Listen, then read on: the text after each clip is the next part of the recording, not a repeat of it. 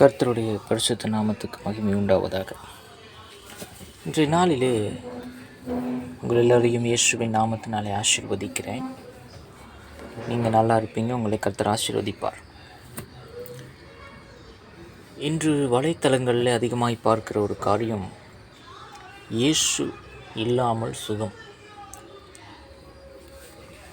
இயேசுவின் நாமம் என்பது நமக்கு கொடுக்கப்பட்ட ஒரு அதிகாரம். பரலோகத்திற்காக இருந்தாலும் பூலோகத்திலாக இருந்தாலும் நமக்கு அதிகாரம் கொடுத்திருக்கிறது இயேசுவின் நாமத்தினாலே தான். நம்ம எவ்வளோ ஜெபித்தாலும் இயேசுவின் நாமத்தில் ஜெபிக்கிறேன் அப்படின்னு சொல்லி முடிப்போம் இறுதியாக. காரணம், அது ஆண்டவர் பிதாவாகிய தேவனுக்கும் நமக்கும் சம்பந்தப்படுத்தக்கூடிய ஒரு பாலமாக இயேசு கிரியை செய்தார், இப்பொழுதும் செய்து கொண்டிருக்கிறார். பிதாவுக்கும் எமக்கும் பாவத்தினால் உண்டான அந்த திரைச்சீலையை கிழித்து பிதாவையும் நம்மையும் ஒன்று சேர்க்கிறது தான் இயேசுவின் வேலை.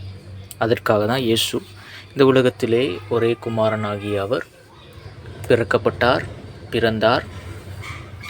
அது மாத்திரமல்லாமல் நமக்கும் பிதாவுக்குமான ஒரு இடைவெளியை இல்லாமலாக்கி பிதாவோடு பேசக்கூடிய புத்திர சுவிகாரத்தை பெற்றுக் கொடுத்தது இயேசு தான். இயேசு இந்த பூமியிலே வாழ்ந்த நாட்களில் இயேசுவின் நாமத்தினாலே அநேகர் அற்புதம் செய்தாங்க. அதே போல் இயேசுவின் நாமம் இல்லாமல் எந்த இடத்துலையும் உண்மையான அற்புதங்கள் நடக்கலை. அப்போது இன்று அநேகர் இயேசு இல்லாமல் சுகம் அப்படின்னு நிறைய காரியங்களை செய்கிறதை நாம் பார்க்கிறோம். நாம் ஒன்றை புரிந்து கொள்ள வேண்டும், இது கடைசி நாட்களாக இருக்கிறபடினால் எமக்கு ஒரு புரிந்துணர்வு வேண்டும். இந்த நாட்களிலே இயேசுவை மறுதலிக்கிற அநேகர் வருவாங்க. ஏன்னா வசனம் சொல்லுகிறது, குமாரனை மறுதலிக்கிறவனே பொய்யன், வேற யாரும் கிடையாது. அப்போது இயேசு இல்லாமல் சுகம் என்று சொன்னால் குமாரனை மறுதலிக்கிற ஒரு காரியத்தை நாம் பார்க்கிறோம். குமாரன் இல்லாமல் சுகம், அதாவது இயேசு இல்லாமல் சுகம், இயேசு இல்லாமல் பலன், இயேசு இல்லாமல் அற்புதம் நடக்க வாய்ப்பு இல்லை. நடக்குது என்றால் நாம் கொஞ்சம் சிந்தித்து பார்க்கணும். ஏன்னா உபாகமத்தில் 18:22 சொல்லுது, ஒரு தீர்க்கதரிசி கர்த்தரின் நாமத்தினாலே சொல்லும் காரியம் நடவாமலும் நிறைவேறாமலும் போனால் அது கர்த்தர் சொல்லாத வார்த்தை. அந்த தீர்க்கதரிசி அதை துணிகரத்தினால் சொன்னான், அவனுக்கு நீ பயப்பட வேண்டாம். இன்றைக்கி கர்த்தர் சொல்லாத காரியங்களை கர்த்தரின் நாமத்தினாலே சொல்லுகிறவங்களும் இருக்கிறாங்க. ஆண்டவர் சொன்னார், அதனால் இது நடக்கும், சில நேரம் அது நடக்காமல் போயிடும். இப்படி நாட்கள் போய் கொண்டிருக்கும்போது இன்று ஆண்டவருடைய நாமமே இல்லாமல் தன்னுடைய சுய நாமத்தினாலே வருகிறவர்கள் அதிகமாகிக் கொண்டு போவதை நாம் பார்க்கிறோம். நாம் தெரிந்து கொள்ள வேண்டும், அநேக காரியங்களில் வேதத்தோடு ஒப்பிட்டு அவர்களுடைய போதனைகளை நாம் பார்க்க வேண்டும். மாற்கு 9:38 வாசிக்கும்போது அநேக காரியங்களை அந்த இடத்திலே யோவான் இயேசுவின் இடத்துல பேசுகிறார். அப்பொழுது யோவான் அவரை நோக்கி, போதகரே, நம்மை பின்பற்றாதவன் ஒருவன் உமது நாமத்தினாலே பிசாசுகளை துரத்துகிறதை கண்டோம். உமது நாமத்தினாலே, அதாவது இயேசுவின் நாமத்தினால, இயேசுவோடு இல்லாத ஒருத்தர் பிசாசுகளை துரத்துறாரு. அவன் நம்மை ஆனதால் அவனை தடுத்தோம் என்றார். அதற்கு இயேசு, அவனை தடுக்க வேண்டாம், என் நாமத்தினாலே அற்புதம் செய்தவன் எளிதாய் என்னை குறித்து தீங்கு சொல்ல மாட்டான். நீங்கள் கிறிஸ்துவின் உடவுகளாக இருக்கிறபடியினாலே என் நாமத்தின் நிமித்தம் உங்களுக்கு ஒரு கலசம் தண்ணீர் கொடுக்கிறவன் தன் பலனை அடையாமற் போவதில்லை என்று மெய்யாகவே உங்களுக்கு சொல்லுகிறேன். இந்த இடத்துல இயேசுவின் நாமத்தை குறித்து அதிகமாக பேசுகிறேன். என் நாமத்தில் ஒருத்தன் அற்புதம் செஞ்சான், அவன் எளிதாக என்னை குறித்து தீங்கு சொல்ல மாட்டான். ஏன்னா அவன் என் நாமத்து நிமித்தம் சொல்லுகிறான். என் நாமத்து நிமித்தம் உங்களுக்கு ஒரு தண்ணீர் கலசம் கொடுத்தாலும் அது ஆசீர்வதிக்கப்படும். இந்த இடத்துல அதிகமாக அவர் நாமம் சொல்லப்படுகிறது, அவர் நாமத்தை குறித்து பேசப்படுகிறது.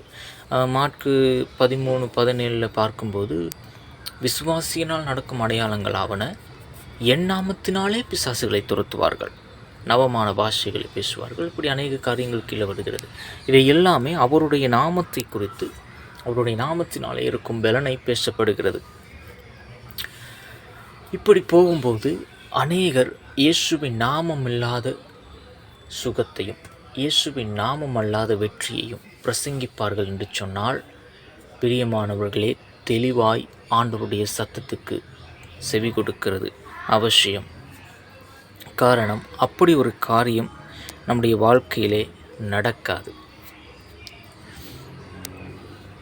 ஏனென்றால் இயேசுவின் நாமம் இல்லாமல் நம்முடைய வாழ்க்கையிலே வெற்றியோ சுகமோ பலனோ பெற்றுக்கொள்வது கூடாத காரியம், அது முடியாத காரியம். யோவான் 5:43 சொல்லப்படுகிறது,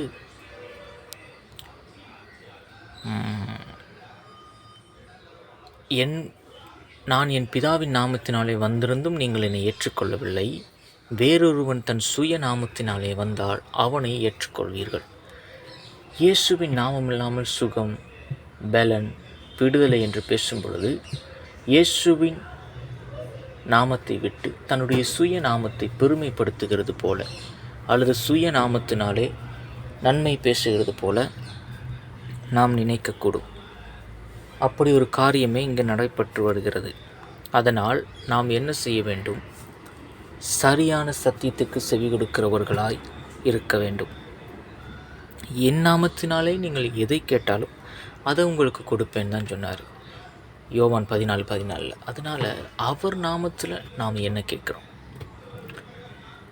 நீங்கள் என் நாமத்தினாலே எதை கேட்பீர்களோ, குமாரனின் பிதா மகிமைப்படும்படியாக இதை செய்வேன். அவர் நாமம் இயேசுவின் நாமத்தினால. ஆனால் இன்று இயேசுவின் நாமம் மறுதளிக்கப்பட்டு தன்னுடைய சுய நாமங்களுக்காக நான் சுகம் கொடுக்கிறேன், நான் பலனை கொடுக்கிறேன், நான் வெற்றியை கொடுக்கிறேன் என்று சுய நாமத்தினாலே வருகிறவர்கள் அதிகமாக இருக்கிறார்கள். இந்த காரியத்திலே நாம் ஞானமாய் அறிந்திருக்க வேண்டும்.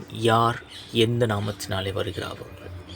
என் நாமத்தினாலே பிதா அனுப்பப் போகிற பரிசுத்த ஆவியாகிய தேற்றவாளன் எல்லாவற்றையும் உங்களுக்கு போதித்து நான் உங்களுக்கு சொன்ன எல்லாவற்றையும் உங்களுக்கு நினைப்பூட்டுவார். பரிசுத்த ஆவியானவரே இயேசுவின் நாமத்தினால தான் வருகிறார். என் நாமத்தினாலே பிதா அனுப்ப போகிறவர்.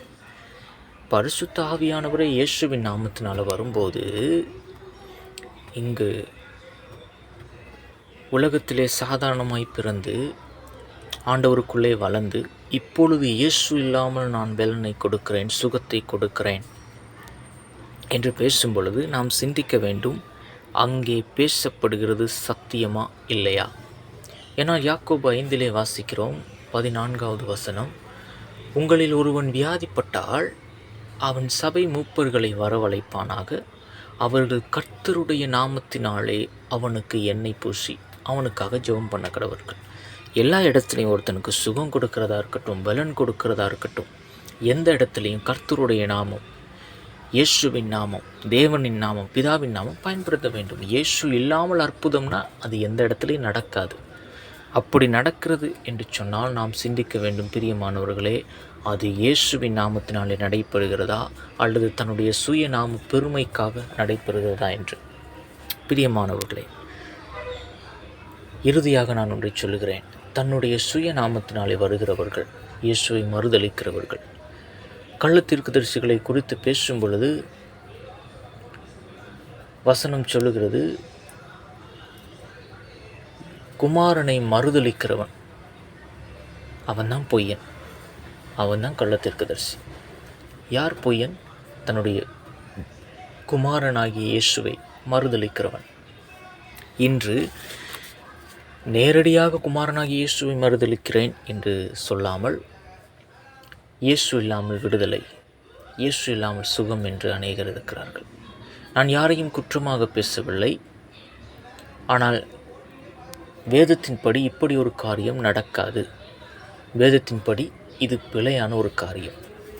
எனவே பிரியமானவர்களே, உங்களுடைய வாழ்க்கையிலே நீங்கள் பின்பற்றுகிறவர்கள் அல்லது நீங்கள் கேட்கிற போதகங்கள் வேதத்தின் அடிப்படையில் இருக்கிறதா, இயேசுவின் நாமத்தை அடிப்படையாக கொண்டிருக்கிறதா என்று சிந்தித்து பாருங்கள். நன்றி.